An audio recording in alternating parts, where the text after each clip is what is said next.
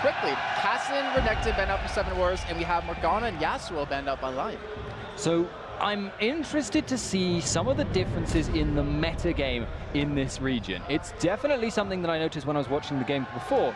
It seems like more passive junglers are generally favored. There's a lot less counter jungling involved, and as a result, picks like Amumu, picks like Thyak are actually a lot more viable. So maybe they're going to go for that, but then again, Elise would be not out of place anywhere else. Yeah, Elise is actually a very strong champion for the lineup of 7 Wars. I believe Krow actually plays him in the jungle quite a bit. She's still one of those champions, even in Season 4, that's just so deadly. You do so much damage throughout the entire game. You have, controlled CC. Let's see how it works out for them. In Lyon Gaming, with a lot of picks available, I mean, we haven't seen even a Mundo or a Nasus picked up yet. What do you think they're going to go with? It's very difficult to call at this time. There are still, as you say, so many open options to them. Most likely they're going to want to wait as long as possible in order to avoid showing their hand too much. Now, Kha'Zix is an example, actually, of a pick which is not showing your hand. Kha'Zix can go top, Kha'Zix can go mid, Kha'Zix can go jungle. Top, probably not so much, but he can certainly perform 2 roles, so if you lock him in, it's impossible to counter, at least without more information. And Thyak, he's actually the new man of the team. If you remember Lyon when they were playing back in the International Wildcard Qualifier, they had Hacker V2 in the jungle. Basically a Tryndamere main, played on North America quite a bit. But I'm not sure of the reasons of him leaving, but he's actually, well, Thyak is here today. He's been replaced. So we do have Leona as well picked up here for Lyon. And we see Mordekaiser being sat on, and I'm really hesitant to hear the crowd right now because last year when foreign teams did that, they booed him. But when the home teams would, they cheered him on, and they really haven't done anything yet. I just think Mordekaiser isn't a very good pick. I mean, I know he's picked in the LCS, but he's just generally a very, very one-trick pony. He pushes lanes, and if he gets really, really fed, he can be difficult to put down. Otherwise, he suffers tremendously, even if he gets farmed and fed just by being kited. So, not necessarily a common pick or one I would expect to see. That being said, those exact same words could be said of the picks being hovered over right now. Very true. I mean, the Fiddlesticks being sat on. We already see Elise in that typically would be in the jungle. Always could go top lane, of course, but we will see Fiddlesticks locked in as well as Tristana. So what's your thoughts on that? That is a very fast pushing combo. They will clear waves, especially early on, sort of level 1 region. Dark Wind just destroys minion waves, and then you have the explosive shot to kind of finish it off. And that almost, it's a weird, actually, it's a snowballing effect in clearing a wave, because the more you get low, the more explosive shot procs you get. That means they get level 2 earlier, that means you can shove up to the tower earlier, it means you can start damaging the tower earlier. Fiddlestick's support nowadays, though, does tend to suffer a little bit because of the massive fear nerf there was. Very true, and you have to, I mean, it's not as strong as it used to be, but what's interesting is that he picked it into a Leona. Now that would actually strike me as suicidal. No, I mean, no offense there, but the fact that you're picking both Tristana and Fiddlesticks into someone who punishes both of those styles of picks means they might actually go for a 2v1. We are, I think, playing on the 3.15 patch, so we have got the damage reduction on towers, I think? Yeah, 4.1, and we do have that, yeah. Numbers. Yeah, so in that case, it's less favorable generally to go for a 2v1, but it can still work very, very well, as was demonstrated, I think, relatively recently in the LCS again. And if you have much, much faster pushing, that always gives you an edge in that regard. However, I'm not sure it'll be as easy to poke under tower to force that solo laner against the 2 to suffer as a result. Yeah, we saw Idris Gaming do a pretty good job of it. They had their cards dealt. Like, they knew exactly what they were going to do. They were going to go for that 3-man dive in from the jungle, as well as taking away the blue buff. But we see Evan Lucian picked up over on Lion's side, and it looks like Orianna and Vladimir picked up on 7 War's side, and that's a lot of ability power on that team. That is a lot of ability power. It's also an incredible late game. Orianna, Vlad, and Tristana are probably 3 of the, shall we say, best in class in terms of late game damage output. Vladimir people often underestimate, but he is almost impossible to focus out. His passive gives him a massive amount of health for nothing, and he just outputs so much AoE damage over time that he just becomes a ridiculous threat. However, obviously the problem with that is that if your lanes go poorly, and they are likely to do so on 2 of those picks there, you tend to suffer very much. All right, what about Evelyn and Lucian? Evelyn looks like we're going to see most likely in the jungle. Obviously was changed around in the Season 4 patch. Her E was definitely tweaked quite a bit, and her Q was also tweaked. If you were to put Evelyn in a position now where she's up against, okay, if you were to put her in a lane, for instance, she would still suffer absolutely terribly. If you were to put her in a situation where she's against a strong duelist jungler that can invade, that is not ideal for her. She suffers against characters like Elise because she just can't 1v1 them early. If they walk into her jungle and are supported by their team, there's not a lot Evelyn can do. However, in this circumstance, where you've got relatively weak, relatively passive early laners, you know, possibly accepting if Tristana and Fiddlesticks are pushing up really, really hard, then you actually can get away with the Evelyn pick, and the stealth is still just as strong as it's ever been. All right, well, let's see how that goes. We do have Zach actually as the last pick for Lyon Gaming. We actually saw Zach played earlier on, and it did fairly well. It was actually used extremely well with the combination of Yasuo, but unfortunately that was banned out this time. What's your thoughts on that? Is this going to be top lane versus Vlad?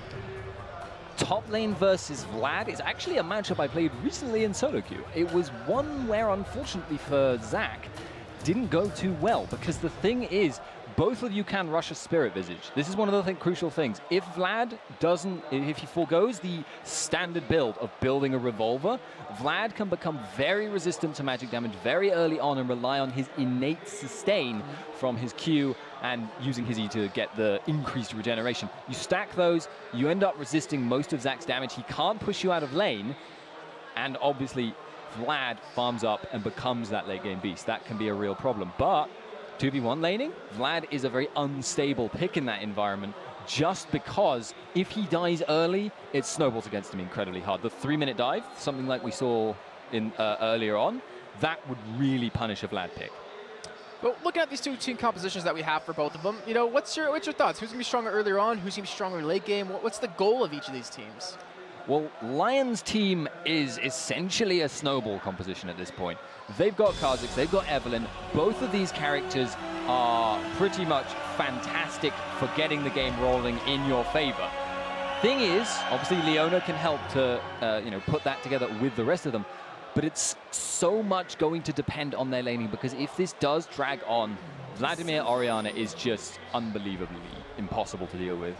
It's going to be a lot of damage, especially when Vladimir's ultimate does help Orianna as well. And right now we're seeing very similar to what we saw in the games earlier on today. Both teams just kind of sitting at this line of scrimmage, so to say, and not really going for any sort of invades, not really going for any contesting. And do you think we're going to see anything happen, or is it just going to be like a kind of standard first game of the day, first game that's best of 3, no need to rush? I think in the Brazilian meta, from what I'm seeing, you need a really significant reason to go for an invade and a really significant advantage to go for an invade. We actually saw it earlier with ISG invading against Maokai. Punished him really, really hard for being Maokai, because obviously his saplings were destroyed, he was killed, and they took away his buff, and that put Pain quite a long way behind.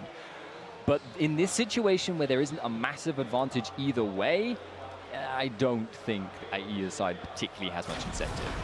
All right, well, the sound somehow got louder from the games we did earlier. Not sure how that one worked out, but... Audio mixers. Yeah. Mix up everything you know. But one thing I do want to see between both these teams is how this game really develops. Remember, this is a best of 3, so it's the only first game here in this series. And I will apologize right now for you guys. I am on the camera, and Lyon Gaming, they said they were in the correct position, but they were liars. They decided to switch their AD carry and their support. So it's going to be a little bit tough here, but hopefully it's not too bad. And we're going to have Thyak start over at his blue buff here. We're going to have Krow, that camera work is really shoddy, but Krow going to be starting over at his blue as well. It's fine, Jason. I'm not looking at your screen. So, at the moment, it seems to me like both of them are going for a fairly passive start, as we sort of expected. And the question really is going to be, are they both going to get their first ganks off successfully? Evelyn is looking to try and punish the Vladimir early, because obviously if he falls behind early, he's going to suffer really badly, as we mentioned before. If Elise gets a gank on the bottom lane, that's not necessarily going to guarantee anything about that bot lane, because Leona, Lucian are so much stronger in a straight-up 2-on-2. I've got to say, I actually really don't like the fact they've gone for that lane setup. Well, right now we do see 7 Warriors, they able to force them out a little bit. They're going to be able to hit their level 2 a little bit earlier on than their opponents, and they're not going to get that pressure they're looking for, but they will force them to farm under that turret, and as being Seeiya is, I'm pretty sure he's not going to be able to miss out on any of these. Over the top side, though, we have Vladimir versus Zach. We were talking about a little bit earlier on that Vladimir should kind of have an advantage once he gets a couple of items going on. And it's hard for Porky here on Zach to really do too much, but one thing that Vladimir doesn't have, though, I'll say that Porky does have, is that CC. Yeah, Vlad doesn't set up ganks very well, and this is part of why he's a very risky pick if he falls behind. It's very, very hard to get him back in it because his damage is terrible, and he has no CC either.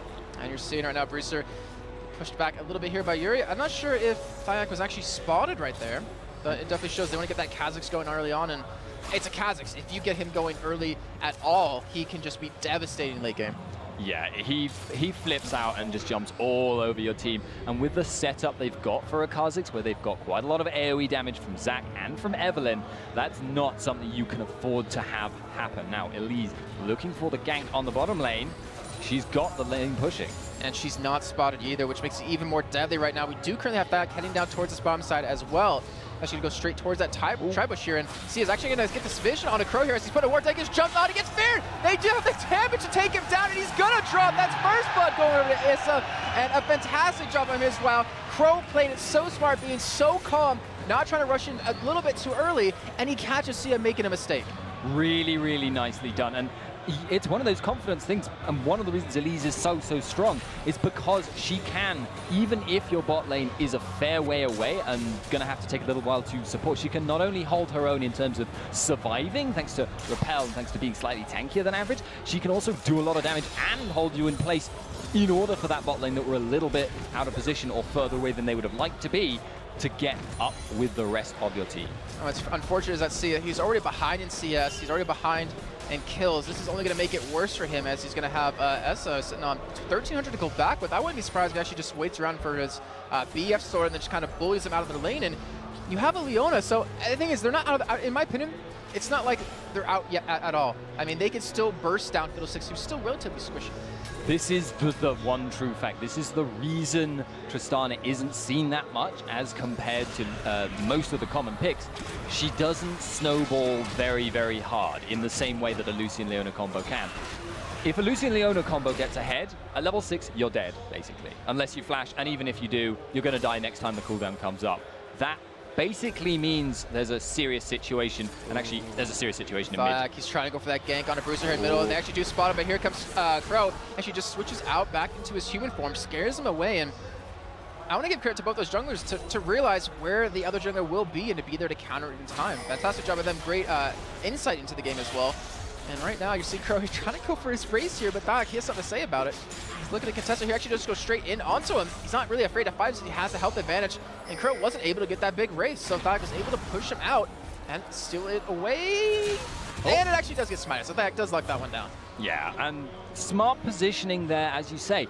It's pretty much an important lane to be influencing, because if Kha'Zix doesn't snowball, that's going to put a much slower progression of the game for Lyon sort of on the whole game, and that's a serious problem for him. I was watching that, I was thinking, that's quite a risky play, but as it happens, didn't choose to go for it. So slowing down the game is always going to favor 7 Wars. All right, now Thyak, he was spotted going towards middle here, and you can see the pings already coming in by 7 Warriors. They know he's going to be in that general vicinity, and they do start to back away a little bit here. You see, I like how Kimi is actually sitting back and is ready to fear if need be, and actually puts down a pink ward in that tri-bush just to spot that coming in. And we do see the flash out of Uri right there, straight out of Bruce, but gets caught under turn by the Cocoon! And Krow picks up, or does pick up the kill, but gets the assist. Fantastic job by them. And in the meantime, the top lane is going head-to-head here. Porky gets dropped down.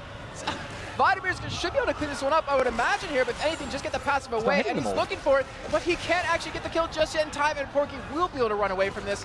But so far, 2-0 lead now in favor of 7 Wars. Okay, so he popped his passive very, very nice there, but I have to question, why didn't Vlad just sit in the middle and spam Tides of Blood? He had no, you cannot kill yourself with Tides of Blood, and if you cast it when you're low, I believe it takes you down to 0, like 1 health, but doesn't kill you. So there was no reason for him to fear that, but there is an engaging bot. Yeah, Kimi getting caught right there, but it doesn't really care. He does get the fear right back onto him. Essa is starting to run away here. He still has that rocket jump. Will actually jump away here, but look at the damage. It's already come in from the side of Lyon Gaming, and it actually might be enough to force him out. He still has barrier, still has flash to escape here. And Thyak, he's also coming down to the spot side, but so is Krow. They're looking for this double gank here, and this could be dangerous for either team. Yeah, in the straight-up 3-on-3 situation, Agony's Embrace is going to be huge, but it needs to hit more than one person. Otherwise, Elise is going to have a lot more influence. She has a lot more single-target damage in both burst and sustained situations. But it actually looks like both of them are just going to back off. That could have been the engage they needed there, right there too. But Kimi, unfortunately, he got just far enough away to dodge that Zenith blade, was able to escape right there. And as well as you can see on the minimap, Porky going to be heading back home towards the top side. But early items, as we do see, Porky going for that Spectral Scout, and we do see the Revolver picked up for Vladimir. Not going for the build that I suggested would have gone for, but there's another fight. Seeiya is getting chased out. We do see Evelyn just come in here with that ultimate, gets Kimi really low. He's actually going to caught here, but not before Essa gets the kill back onto Seeiya. Kimi, he ults back in the turn, but the turn's currently on Leona. We do see Evelyn pick up the kill, but he's going to drop to Essa again, and that is a double kill coming in for that Tristana. Now 3-0 here with 57 CS. The bottom lane of Seven Wars is doing phenomenally. Fantastic playing there. That was a really, really quick decision and smart decision to go for that knockback, and it secured them so much. And now with 3 kills, I know I've mentioned that I'm never going to count Lucy and Leona out of it because they've got so much more burst, but with that many kills and having actually started with a relatively weak duelist build, going for the Avarice Blade in towards the Shiv, that is a really fantastic scoreline to start from. Yeah, fantastic job. Shows the knowledge of Tristana by Essa, just showing how well he works with that champion, as well as the team being there at the right time. And Krow's been all over Thyak. I mean, even though you're against an Evelyn jungle, you can never fully know where exactly she is. You can kind of guess.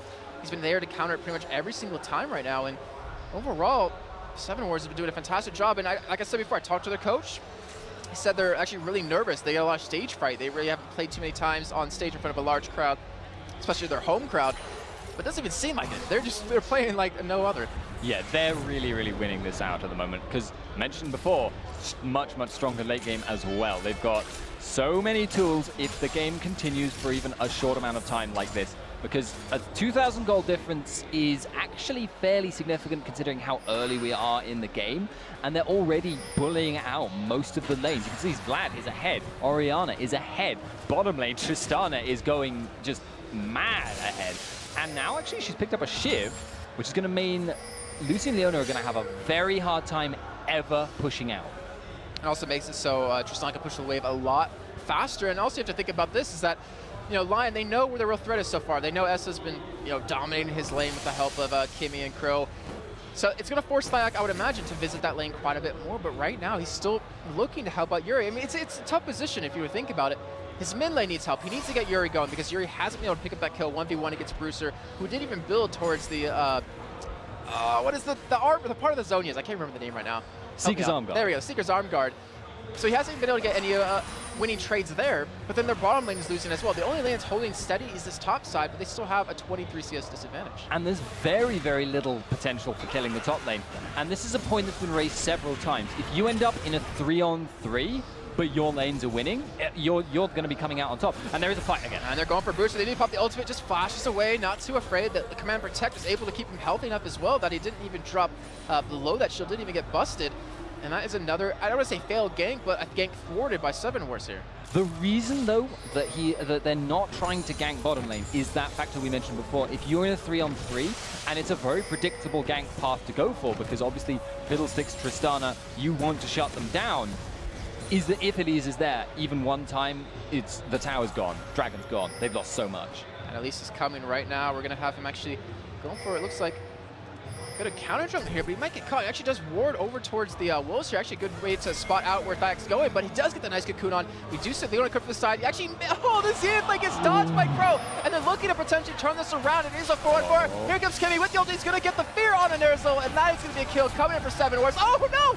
The Dark Blade picks up the kill as he gets hit over the wall by that Tristana ultimate. There's a Vavisa, and here comes a Dragon over for Seven Wars. Snowballing out of control at this point. They are getting so many advantages from this because they're not going to stop with just that, most likely. They can either take essentially a free back there, or they could easily push down a tower because the lanes they're up against are going to have to return and spread out as planned. But Seven Wars could have gone whichever way they wanted, assuming they'd swept out that ward, but actually they hadn't, so they couldn't. Oh well. Yeah, but I mean, the thing is, all they need to win is these little battles, and they will just slowly claw their way to a giant lead. Currently 4.2 thousand, 13 minutes in. The biggest lead we've seen so far today out of the first best of 3 and this one. And right now, Seven Wars, I mean, they're looking more solid than we saw Pain playing earlier on today. Yeah, they have not made a lot of faulty decisions, and their mechanics have been just brilliant. I mean, I'm still reeling from the Flash Ultimate from Issa. That was just brilliant to see. Now, okay, so that puts Lyon in a very, very bad situation, but they do still have a couple of tools in their favor. They can still create picks. They have got Lyon, they have got Thyak, but they need to start trying to push out lanes really, really hard in order to get those situations where people can be caught in transit between lanes. That means they can't let Seven Wars get much more farmed, and it may mean actually that they're going to try for Zantins here, but they're not. This isn't going to work. And Porky's just taking basically no damage from Zantins right here. We do have Krow heading up from a middle kind of right now, but he was able to force him away, realize that the wave's going to be pushed anyways. It doesn't really give too many cares, but one thing I do want to point out is you can never forget about the context reset as he goes in here. We do see ultimate come out of Evelyn. Brewster gets knocked down, and there's the reset for Yuri. They're actually going to turn this on the Krow here. They do force him to back away as you even see it coming in from the side. They're going to go for a 4-man push on this turret, but you're seeing the response out of Seven Wars. They're already sitting in their bottom lane, back up to middle to defend against this. And there's not a lot of ultimates available to stop them and not a lot of health to stop them. So yes, it's a kill, but it's not a huge amount, and it's not on the most important person who needs to die. They need to kill Essa at this point. So it's obviously nice from Lyon, but not really going to change the flow of the game. It's also unfortunate that Thyak was the one picking up those 2 kills, where if Yuri could get them, he would be able to build such an advantage, maybe get that Hydra done a little bit earlier on, and once he hits a level 11, we'll have that, I believe, jump reset as well. I think he actually did go for his Q, if I'm not mistaken. Yes, he did. So he actually did evolve his Q first. And once you have that reset mechanic, we've seen time and time again. I mean, how many pentakills have we seen Kazakhs get in LCS so far? Yeah, I haven't got the count on hand, but I can tell you it's more than most people. Kazakhs can snowball really, really hard, but as is always the case, it's so hard to make that work if you don't have the damage, because your reset suddenly becomes so much less threatening. It's not like Katarina where you can just jump around and do a lot of AoE damage and you'll kill everyone. You need to be able to burst one person down in order to get that second jump. And just like that, we're seeing Seven Wars. They're going to pick up 2 turrets off of this. Zantins been doing a fantastic job top lane, out-farming Porky here, 140 to 105 CS. And he's been able to build up such a huge lead here. Going for the Sword Boots, as well as that Will of the Ancients right now. And Lyon, they seem to not really have a response just yet and what to do. Because like we said before, got those 2 kills, not really exactly what you want to see. However, one thing I will give them is that Porky, he basically, I mean, I want to say he can basically just build magic resist against his team, but he also has to worry about Essa, who does have those 3 kills like you were mentioning before. Yeah, that is the thing. Normally at this stage, it would be fine to have literally nothing but magic resist, but because so much of the gold is focused on Essa, you can't really afford to ignore him. And at that point, well, what do you choose? You choose essentially that you have to kind of split both ways and just, or potentially build loads of magic resist and just pray you can focus out Tristana, but that's very, very difficult because one of the strengths of Tristana late game is the range. She's not quite up to that point yet, but she's still got the knockback, she's still got her own reposition. And has her team to back her up. I mean, if you think about Fiddlesticks with the fear, if you're Yuri and you jump in on top of them and you get fear and you're not stealthed up, you don't get the kill, like you're just dead meat. You're just there to die. You're a chicken with its head cut off, and I want to see if Seven Wars can really kind of work with that. But in the meantime, I want to give credit to Seeiya though. If you take a look at his CS, 117 to 127 CS, but he's also died 2 times. But he's still keeping up in terms of that, which is a fantastic job. Yeah, that's really not bad performance there, but it just seems like they never had the answer to Tristana pushing them to their tower. Actually, there's another fight. Oh, we do see Evelyn use the ulti on Kimi. Actually flashes over the wall, but we do see the jump come in from Yuri onto him. Kimi can't escape. Maybe he can try to ulti, but he's just going to try to drain. He's going to go down here. Dragon up in about 1:30, not the exact time they wanted. And you see the threat of Essa, you see the respect come out of Thyak. He instantly flashes away from that, instantly tries to run away. But Lyon, if they can keep picking up these kills one by one like this can give them a nice clawing way back into the game. Yeah, as we mentioned before, that is the one strength their team will always, in fact, have over Seven Wars. They have the potential to catch one person out and blow them up really, really well. What Seven Wars just need to do, though, in order to avoid that, is just continue applying pressure across the map and make sure they've got warding control in the upper jungle and the lower jungle of Lyon. If they can keep that control going, continue pushing out with their excellent wave clear on every single lane, they shouldn't have too many problems continuing this. And speaking of pushing out, I wonder if Yuri's going to try to get to that split push threat that he can really be on a Kazakhs. He does have half of his Hydra done, and he does have that Brutalizer picked up as well, so he can do a fair amount of damage, but right now, Lyon is just forced to react to any kind of move that Seven Wars makes. I mean, they're trying to pick up the kills, they're doing it right now, but honestly, a Dragon would be like the perfect way to really solidify, or at least solidify your way of getting back in the game. Solidify both your way of getting back into the game, but also solidify your loss if it goes wrong. 7 Wars, they've got so many tools in an AoE-focused team fight, but if they can catch Vlad, that could give them... No, that's the thing. Yeah, it's kind of hard to catch a Vladimir, as you were saying before. He does have that Seeker's arm guard done now. You do see Dragon started up here, and Krow already has it down about half health back. Wow. Trying to come in here, and I'm not sure if he can really pull this away, but he can't get the smite. So we see the ultimate come out of Fiddlesticks, traces straight after Yuri, but Yuri actually stealths away. We see Porky jump in towards the backside straight onto Yuri. Finally rejoins the fight. Brewster's very low. He's looking for the kill, looking for the reset, but the Orion ultimate pulls him away and saves his life. And even with the command protect, he's not going to die for the Ignite either, as he's going to clean up. And just like that, with the 4 kills, maybe even 5 coming here, and the Dragon, Porky misses the jump over the wall. He's forced to flash, gets chased down by the entire 7 Wars. That's going to be an ace. That's going to be a Dragon. And 7 Wars have just come out so far ahead, and we were just talking about solidifying a chance of getting back in the game or you're lost. And I think we saw the latter of those two. Yeah, that's now 7,000, nearly 8,000 gold between the two teams, and a Tristana who must have enough gold for an Infinity Edge. I believe that was even a triple kill coming in for Esther right there. It's now 6-0-2, and that was just an interesting fight. If we think about how it began, it was Kimi kind of getting caught, but he used the ultimate over the wall and pushed Yuri out right away, and they just didn't get the reset. Like, that's what you were saying before. I mean, yeah, you have a Katarina, you can do a lot of AoE damage on a reset, but Yuri just couldn't get the extra damage he needed to start that going, to start that snowball. Yeah, the thing was there actually as well. It was a really close run thing. Bruce's Shockwave made sure there was no reset there. That pulled away Kha'Zix and put him in a position where Tristana could finish it off. And after that, Esther was just free to go completely ham. You saw him flash over the wall alone to continue the fight with that, because he knew he was just under no threat at all from that. The thing is, if you look at the items that are being built up, Zonya's Hourglass coming for Vladimir soon for Zantins. Rooster has his done. Tristana already has great protection from Fiddlesticks and the ability to jump away.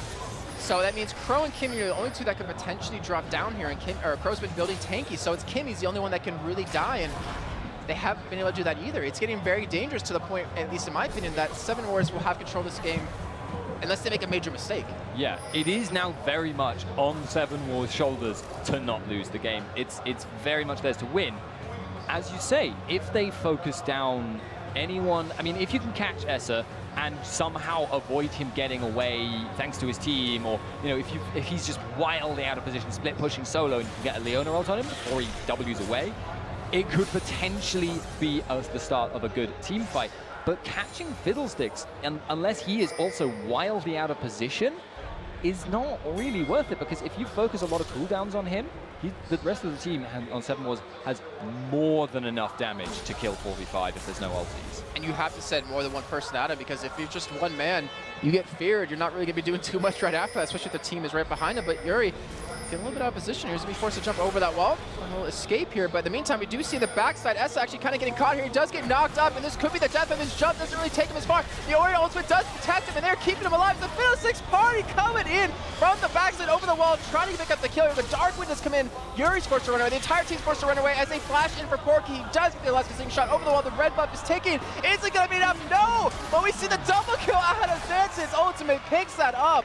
And just like that, they're going to get a turn off this. They got the 2 kills. They are just snowballing the slight advantage they pulled off early on throughout the rest of this game. Yeah, 10,000 gold now overly achieved. They are completely dominating the game. They could go for Baron right now, and even if Lyon Gaming turned up to stop them, most likely they would be able to just disengage from the Baron and engage on them. As it happens, they're taking the slightly safer path, which is fully understandable, taking away another tower, but they are so far ahead, it cannot be emphasized enough. Well, we just got our question answered right there, of whether or not they could burst out S if he does get caught. He was caught, Command Protect saved him, the Orion Ultimate saved him, and they just could not do the damage to kill him. Even with the jump that was semi-failed because it got interrupted, I believe, mid-flight right there. So, Lyon, they're going to need a little bit more lockdown than that to really pick that one up, and I'm really hard-pressed to find a way that they can pull this one back as well. And if they don't do it in maybe the next 50, 60 seconds, he's going to have his flash up again, and that's going to make it so much harder to ever hope to catch him out. That is a really, really hard thing to deal with already. There's so much goal between the two teams, and honestly at this point, Lyon needs to just start thinking about what they're going to do next game, because they really need to rethink something here. The thing is, they're a good team. I mean, we know them. They played against Game Gear U in the finals to see who can qualify. over for the wildcard tournament for Worlds in Season 2, and unfortunately for them, they just, sorry, Season 3, sorry. But unfortunately, it's just they're not showing that same kind of team that we saw then. I mean, they had one roster change. I'm not sure what's happened since then. Maybe it's the Season 4 patch just throwing them off, but they need to do something quick if they want to keep their hopes alive here at Intel Extreme Masters Sao Paulo. Well, I mean, they beat, what, MYM a month or two ago in WCG, something like that? They are a, you know, they're good. They're really, really good, and they are just getting chumped at the moment. There is nothing that they can do at this point short of a mistake from Seven Wars. That's the point we've been making. That actually speaks most of all to me of how good Seven was in. I think this is actually, by the way, the Tristana Shiv Rush. That's an old KT Bullet strat.